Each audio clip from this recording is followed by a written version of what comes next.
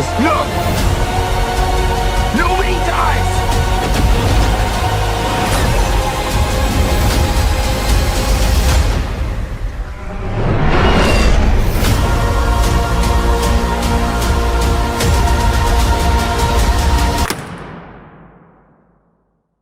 What's up, y'all? Critic here, and today I'm going to be reviewing The Flash. Now, I watched this in the Philadelphia Film Center earlier tonight.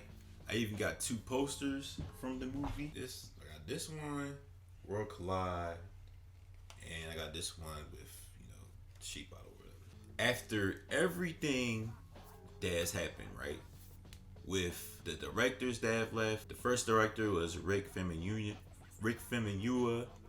who now has famously done Dope and Star Wars movies, and it had Ray Fisher there at one point. Then it was the guys that did Game Night and did the new Dragon movie. I'm gonna put a poster up because I forgot the name for some odd reason, but they did that movie and I thought it was solid. Phil Lord and Chris Miller, who y'all know is known for doing the Spider-Verse movies after being let go from The Flash and, the Han Solo shit or whatever. Seth Graham and Jeff Johns were involved at one point. Then they left. Now we have Andy Muschietti, who has directed some horror films, including the It movies that came out recently. It Chapter 1 and It Chapter 2. So we're here. After all the controversies, after all the change-ups with the studios, with WB, after all the changes with DC itself, from having Zack Snyder there at one point to having Walter Amada running the show, having Jeff Johns running the show, and now it's going to switch up after this because James Gunn's now running the show. Is this worth the hype? I'm going to give you a clear answer right now. No. But that's not a bad thing, really. I think this is a solid movie. Is it perfect? Heck no, it's not. I guess I got some flaws that I can point out that irritated me so much. But what I will say is it's an entertaining movie that personally I had fun time with. So let me just start off with the positives. Now, the people that are in this movie, of course, is Ezra Miller, Sasha Calle, and people who want to see the most in this movie, Michael Keaton. Those three are solid. There are certain things that they do, because of course this is a multiverse movie, where they show certain cameos, and some of it was really cool because you didn't expect it to come to life, and once you see it, you understand where I'm coming from. The story itself, I thought they did a really good job translating the Flashpoint story to here. Except they do it in different ways. They have certain plot points with the Flashpoint where it's not present here. There's going to be, certain characters that switched up, and there's going to be certain characters where they're going to take them out. What I didn't like, we're going to get to right now. I hate that they used the Joss Whedon Justice League timeline. I hate it so much because I hate that movie. Because I'm watching the movie from the beginning, and the opening scene is really good. You see the Flash do some heroic stuff, saving people from buildings. Typical day-by-day Flash actions. And so I'm watching how certain characters are portrayed, and then I'm seeing how they set them up, who they reference, and it's just, why do we have to use this timeline? I hate that they use the Joss Whedon timeline. It is annoying. That movie is a bane in my existence. I do not like the Joss Whedon Justice League. It reminds me of the failings of DC as a whole because of that movie, and I just don't want to get reminded of that. And they used it, so it is what it is. But it was just annoying to see all that on screen again, instead of, at least using, not to just Joss Whedon stuff. I just don't like it. I do not like it. It was annoying.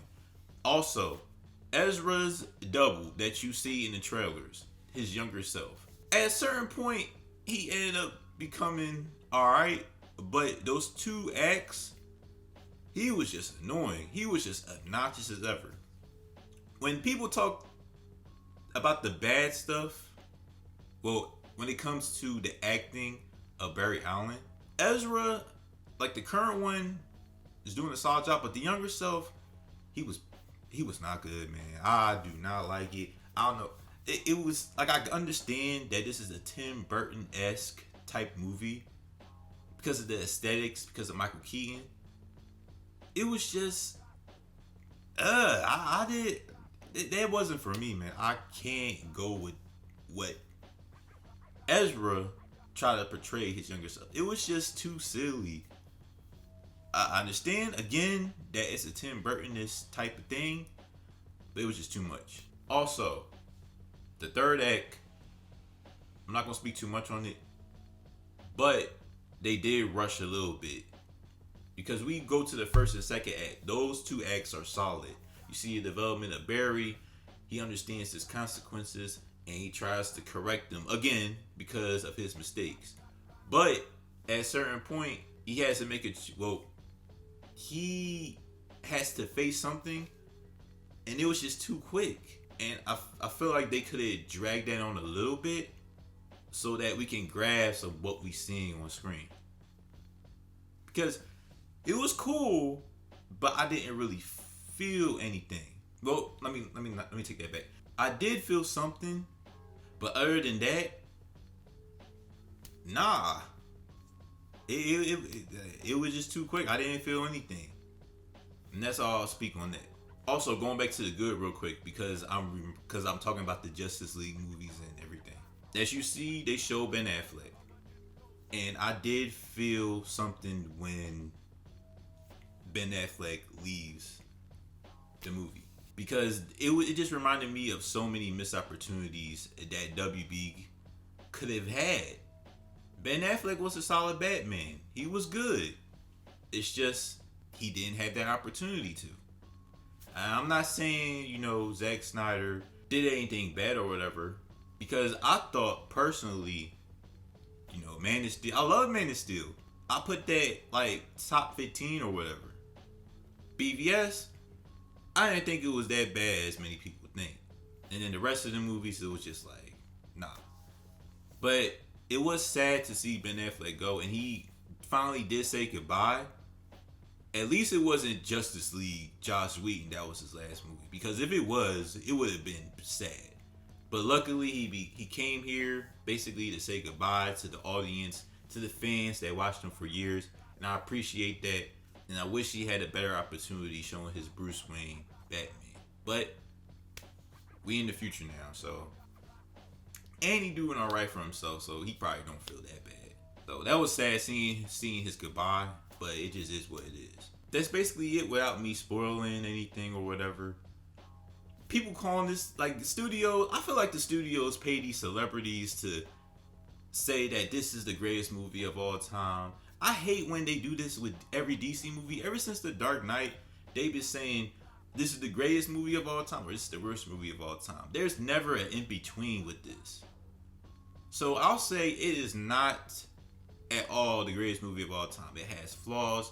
It has a rushed third act. Good supporting characters, but the main supporting character that Barry has is annoying, obnoxious, and kind of a moron. But that's the point of it, so I guess I can let that go a little bit. Also, the CG, it's not really the greatest, but it didn't bother me at all. I would say that The Flash is really solid. Sasha Calle was good. Michael Keaton, they're all a good trio. They all had chemistry together. I enjoyed them.